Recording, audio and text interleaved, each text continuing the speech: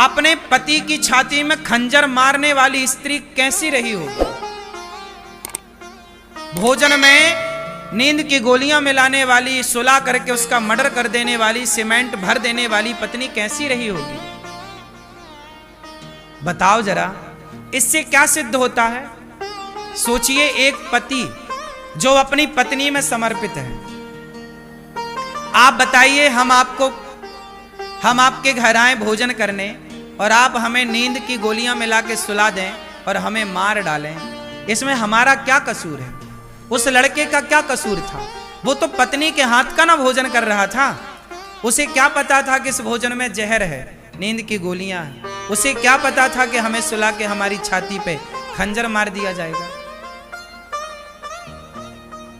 मैं सवाल उस लड़की से नहीं, सवाल मैं ये करता हूं कि उस लड़की की आखिर ऐसी बुद्धि हुई क्यों?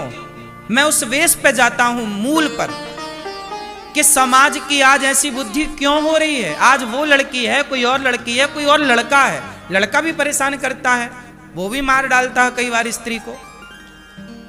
क्यों? सवाल ये है कि आदमी, हम सनातनी हैं, हम लोग ना चूहा को भी नहीं मारते, मच्छर को मारना पाप समझते हैं सनातनी लोग। गाय को रोटी निकालते हैं, कुत्ते को रोटी निकालते हैं, बोलो हाँ, हम चींटियों को आटा डालते हैं। सोचिए, जिस सनातन में चींटी का भी हम सम्मान करें आटा डालकर, हम मच्छर मारने को पाप समझें, उस देश में वो सनातनी यदि पति को मार डाले, पत्नी को मार डाले, तो बताइए, मैं सवाल करता हूं कि ये बुद्धि आई कहां से, बनी क्यों? कहीं ना कहीं जब आप सत्संग से हट जाते हैं, आप जब चरित्रहीन हो जाते हैं, वो लड़की क्या थी? चरित्रहीन हो गई ना, गैर मर्द के साथ घूम रही है, अपने पति को हटा दिया सा रास्ते से, ये गैर मर्द के साथ। अच्छा बताओ, सीता मैया रावण के साथ चली गई, चुरा के ले गया, रावण ने इतना लोभ दिया, रावण तो सोने की लंका का मालिक था कि नहीं? क्या बोलता रावण? सीता तुम मेरी पत्नी बन जाओ, मंदोदरी तुम्हारे पांव दबाएगी, मंदोदरी रानी है लंका की, वो पांव दबाएगी। सोने की लंका थी रावण की। ऐसे आजकल की कुछ स्त्रियां तो रावण को देख लें तो कहें हमें ले चल चुरा के, हम तैयार हैं। आज तो खुद लोग भाग के उसके विमान में चढ़ जाएं। आज यदि रावण होता तो उसे चुराना ना पड़ता, ये कुछ स्त्रियां दौड़ दौड़ के चढ़ती उसके विमान में। नहीं, लेकिन सोचो माता सीता के बारे में कि सोने की लंका में रहकर आ गई माता सीता, इतना उसने प्रलोभन दिया, इतना प्रलोभन दिया। लेकिन धन्य है, ये नारियों को सीखना चाहिए कि सोने की लंका को लात मार के वनवासी राम के संग रहने सीता मैया आ गई। पति कितना गरीब हो,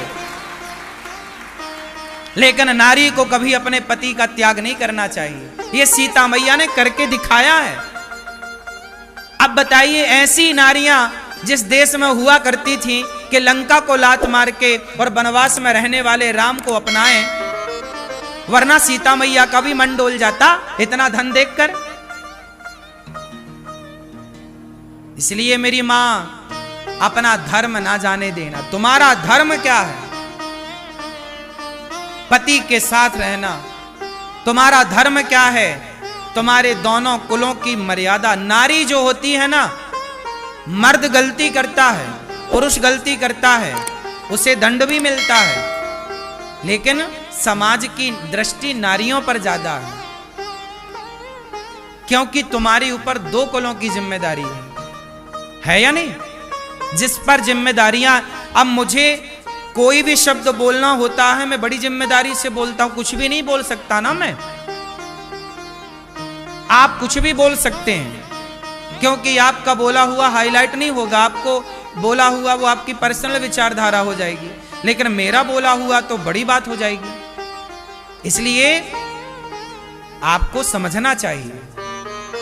समझना क्या चाहिए कि हम सब अपने अपने शुद्धि का, सत्य का, मर्यादा का, धर्म का पालन करें। ये सृष्टि तब सुरक्षित रहेगी जब धर्म रहे।